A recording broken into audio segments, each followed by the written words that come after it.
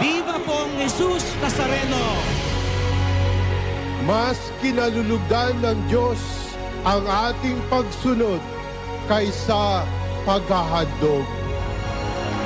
Pag-asa kay Jesus at pagsunod kay Jesus.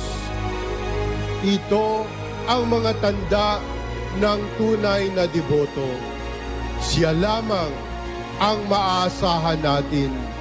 Siya ang lagi nating sundin.